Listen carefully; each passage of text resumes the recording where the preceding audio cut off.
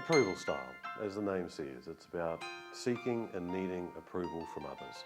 So somebody who scores very high in the approval style, it's very important to them that they get feedback from other people that they are okay, that they are accepted. Essentially, it stems from a relatively low self-esteem. So we're moving well away, for instance, from self-actualising here. So where self-actualising is a strong sense of self, strong self-concept, we're now starting to look at security-oriented behaviour, where approval, in fact, has relatively low self-esteem. So in essence, the thinking pattern is, because I don't feel particularly okay about myself, if I can get a sense from you that you feel okay about me, then I'll feel okay about me. So it's a sense abdication of the right to determine who you are to those around you, in essence. They are very, very nice, very friendly type of people. So the style of behaviour is it's very friendly, very sincere, very nice behaviour, but it's essentially oriented to get that approval from others. One of the downsides, and the key downsides with approval from a management team leadership point of view, is that somebody who's very high in approval doesn't like conflict much at all, because by definition, if we are having an argument or we're conflicting over something, then I risk your disapproval. So it's in itself a very stressful style of thinking when we look at it from a thinking point of view, that the more concerned I am with whether or not you like me and accept my ideas, therefore I'll feel okay about myself. Of course, the more stressed I'm going to be when suddenly you frown and think, oh my God, she doesn't like it, what am I going to do now? Very, very common behaviour. I mean, none of this is bad. It's just functional or not quite so functional. And approval amongst the passive defensive styles is the first of the one that perhaps isn't quite so functional. It in fact creates barriers. The more concerned you are as an individual with whether or not people approve of you, the more energy you're going to be investing in that, rather than investing in a good relationship or investing in a good task outcome. So very, very strongly people-oriented in terms of down the right-hand side of the circumplex.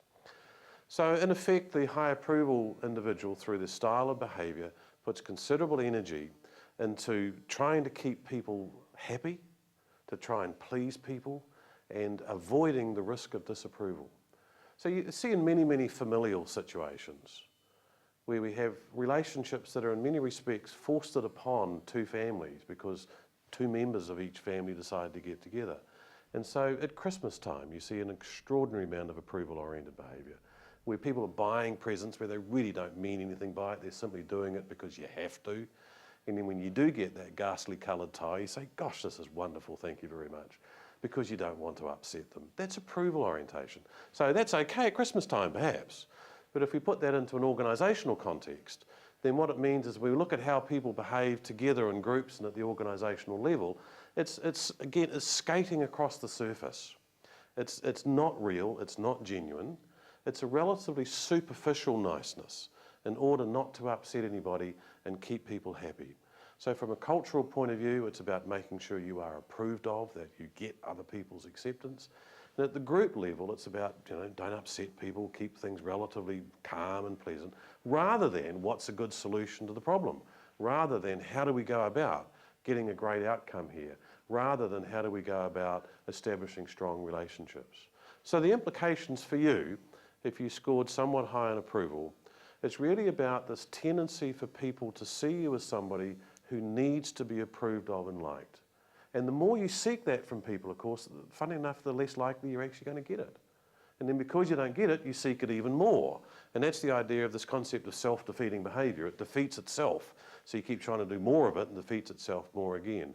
So if you look in the program in terms of the person displaying the approval style, she's very, very concerned with what people think of her, making sure she looks acceptable.